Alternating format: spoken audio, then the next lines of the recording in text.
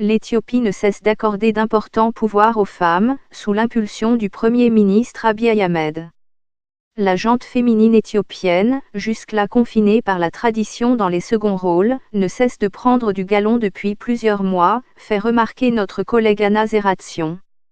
Les Éthiopiens sont fiers de dire qu'ils ont été gouvernés par la reine de Saba, qui, selon les récits bibliques, coraniques et hébraïques, aurait régné sur le royaume de Saba, qui s'étendrait du Yémen au nord de l'Éthiopie et en Érythrée.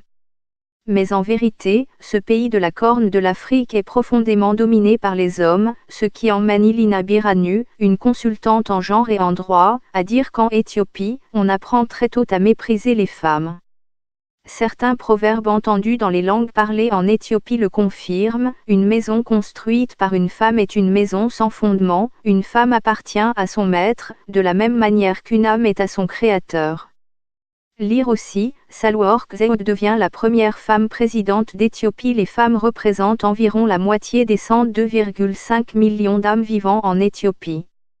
La plupart d'entre elles sont confinées dans des rôles traditionnels, notamment dans les zones rurales où elles consacrent une grande partie de leur temps au foyer, s'occupant des enfants, allant chercher du bois et de l'eau à la rivière, etc. Les statistiques compilées par le gouvernement éthiopien et d'autres organismes le confirment, près de 25% des femmes laissent la plupart des décisions à leur mari. Près de 50% des Éthiopiennes ont été victimes de violences de la part d'un partenaire. Moins de 20% des filles poursuivent leur scolarité jusqu'à l'enseignement secondaire. Plus de 40% d'entre elles sont mariées avant l'âge de 18 ans. Hommage à la mère dans pareil contexte, la décision du Premier ministre Abiy Ahmed de promouvoir les femmes à des postes à responsabilité a été largement saluée. Les organisations de défense des droits de la femme saluent ces remarquables efforts, tout en souhaitant que le nouveau gouvernement mène d'importantes initiatives au cours des prochains mois pour améliorer les conditions de vie des femmes. Monsieur Abiy, 42 ans, a octroyé la moitié des 20 postes ministériels du gouvernement aux femmes, marquant une nette rupture avec son prédécesseur, Haile Mariam Desalegn. Seuls 4 postes étaient occupés par des femmes, dans le gouvernement de Monsieur Desalegn, qui comprenait un plus grand nombre de ministres. L'Éthiopie et le Rwanda sont maintenant les 2 seuls pays africains à avoir une représentation paritaire entre femmes et hommes au sein du gouvernement. Abiy Ahmed a également nommé Meaza Ashnafi, une avocate de renom et militante des droits humains, au poste de présidente de la Cour suprême. Meaza Ashnafi incarne l'un des personnages clés d'un film hollywoodien dont Angelina Jolie a été la productrice exécutive en 2014, signe de son engagement contre les mariages des filles mineures. Bi Naster Seyoum, une spécialiste en communication, a été nommée attachée de presse du Premier ministre, tandis que l'ancienne fonctionnaire de l'ONU, Sahle-Work Zewde, a été élue présidente d'un parlement éthiopien majoritairement masculin. Même si les fonctions de Madame Sahle-Work sont essentiellement honorifiques, elle jouit du privilège de représenter l'Éthiopie à certaines rencontres internationales, ce que certains observateurs considèrent comme un honneur fait à la femme éthiopienne. Madame Sahle-Work est actuellement la seule femme chef d'État du continent. Rodia Kefal, membre d'un mouvement de protection des droits de la femme, a réagi à cette série de nominations des femmes à des postes clés. Nous n'avons jamais vu des femmes au pouvoir comme ça. C'est nouveau à nos yeux. Quel que soit le poste, c'est un grand pas pour développer le leadership féminin. Le Premier ministre avait annoncé la couleur en faisant part de son intention de garantir les droits des femmes, dans un discours prononcé lors de sa prestation de serment en avril dernier. À cette occasion, il avait rendu hommage à sa défunte mère en ces termes : « Ma mère est comptée parmi les nombreuses mères éthiopiennes, innocentes et travailleuses. Bien qu'elle ne soit pas en vie, j'aimerais la remercier. » Des propos salués d'une salve d'applaudissements par un parlement majoritairement masculin. Ministre de la Paix, le chef du gouvernement ne s'en est pas arrêté là. Il a confié la sécurité nationale à une femme, Aisha Mohamed, une ancienne ministre de la Construction, qu'il a nommée au portefeuille de la Défense. Le nouveau ministère de la Paix est confié à l'ancienne présidente du Parlement, Mferia Kamil, qui assure la tutelle de la police et des puissants services secrets éthiopiens. C'est la première fois que des femmes exercent des fonctions aussi importantes en Éthiopie. Les nominations d'Aisha Mohamed et de Mferia Kamil revêtent aussi un caractère historique, car ces deux femmes de confession musulmane sont issues de groupes ethniques minoritaires n'ayant jamais été représentés à des niveaux aussi élevés dans l'appareil d'État. Par leur présence au sein du gouvernement, M. Abiy, membre du groupe ethnique majoritaire en Éthiopie, les Oromos, nés d'un père musulman et d'une mère chrétienne, honore la parité entre les sexes et élargit son soutien aux minorités ethniques et aux musulmans.